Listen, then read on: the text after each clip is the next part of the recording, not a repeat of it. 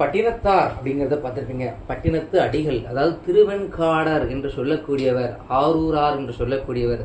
அதாவது இவர் பார்த்தீங்கன்னா ஒரு வணிக குலத்தில் சேர்ந்தவர், வணிக குலத்தில் இருந்தவர்.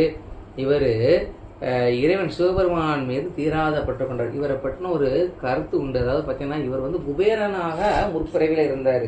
அதாவது இவருக்கு அந்த சோழ நாட்டுக்கு இறைவன் சிவபெருமானோட பார்வதி தேவியோட வரும்போது இந்த பூமியில் நான் அவதரிக்கணும்னு ஆசைப்பட்டார். உடனே சிவபெருமான் சொல்கிற அடுத்த பிறவியில் நீ செஞ்ச பூமியில் போய் மனுஷனாக பிறந்துக்கணும்னு சொல்லிட்டு அனுப்பி விட்டுட்டாரு. அன்னைக்கு வந்தவர் தான் பூமிக்கு, ஓகேவா? அப்போ தான் இவருக்கு அந்த பணத்தின் மீது உள்ள ஆசைகள்லாம் போகுது. இத்தகைய திருவெண்காடர், ஓகேவா, அவர் பேய்க்கரும்பை பெற்றுக்கொண்டு இறைவனுடைய திருவடியை பெற வேண்டும் அப்படின்னு நினைக்கிறாரு. எல்லாருக்கும் இறைவன் மோட்சம் கொடுக்குறாரு, இவருக்கு மட்டும் மோட்சம் கொடுக்கல. அப்போ தான் நினைக்கிறாரு, இறைவா எனக்கு எப்போ மோட்சம் கொடுப்பாங்கிறாரு. அப்போ தான் சொல்கிறாரு, ஒரு நாணல் கரும்பு எடுத்து கொடுக்குறாரு. இந்த நாணல் கரும்பு எடுத்து சாப்பிட்டு பாரு, எப்போ அந்த கரும்பு உனக்கு இனிக்குதோ நீ அன்னைக்கு உனக்கு மோட்சம் கிடைக்கும் அப்படின்னு சொல்லிட்டாரு. அதனால் அவர் என்ன பண்ணுறாருன்னு எப்போ வந்தாலும் அந்த கரும்பு எடுத்து சாப்பிட்டுட்டே இருக்கிறாரு.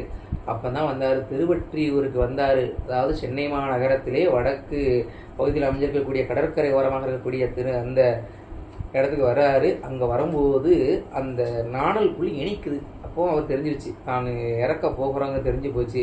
அதனால் அங்கு விளையாடி கொண்டிருக்கிற குழந்தைங்கிட்ட கடற்கரையில் சென்று மணல் மேலே ஏறின்னு விளையாடுறாரு. அப்போ அந்த குழந்தைங்களை என்ன திறந்து பாருன்னு சொல்கிறாரு. அப்படின்னு வரைஞ்சிறாரு. அப்படி சித்து விளையாட்டு காமிச்சு கொண்டு இருக்கிறாரு. திடீரென்று பார்க்கும்போது இவர் காணவே இல்லை. அங்கே உள்ள பெரியவர்கள்ட்டெல்லாம் சொல்கிறாங்க, என்னப்பா ஒருத்தர் மண்ணில் போட்டு மூடி வச்சு ஆளை காணுமான்னு சொல்லி பார்க்குறாங்க. திறந்து பார்த்தா உள்ள சிவலிங்கமாக மாறிட்டார். அவர் தான் பட்டினத்தார் அடிகள். அந்த பட்டினத்தார் அடிகள் எழுதின திரு ஏகம்ப மாலையை பற்றி நாம் அங்கே பார்க்க போகிறோம். அதாவது சொல்கிறாரு, அதாவது திருக்கச்சி ஏகாம்பரநாதரை துதித்து பாடிய பாமாலை நம்ம பார்க்க போகிறோம். திருக்கச்சி ஏகாம்பரநாதருடைய பாடல் பார்க்குவோம். கட்டி அணைத்திடும் பெண்டீரும் மக்களும் காலதட்சன் விட்டு முறிக்கும் மரம்போல் சரீரத்தை வீழ்த்தி விட்டால். அதை நினைக்கிறாரு, இந்த உலகத்தில் எல்லாருமே பார்த்தீங்கன்னா கடைசி வரைக்கும் கூட வருவாங்க நினச்சிக்கிட்டு இருக்கோம். யாரும் கூட வரமாட்டாங்க. அதாவது கட்டி அணைத்த மனைவி கூட நினைச்ச மாட்டா, தான் இறந்து போயிட்டேன்னு தெரிஞ்சக்கப்புறம் கூட வரமாட்டா, ஓகேவா? அது மட்டும் இல்லை, உன்னுடைய மக்களும் கூட வரமாட்டாங்க. வருவாங்க, எது வரைக்கும் வருவாங்க? மயானம் வரைக்கும் வருவாங்க, சுடுகாடு வரைக்கும் வருவாங்க, ஓகேவா? சுடுகாட்டில் கொண்டு போய் எரிக்கிற வரைக்கும் வருவாங்க. அதுக்கப்புறம் நினச்சவங்க வருவாங்களா? வரமாட்டாங்க.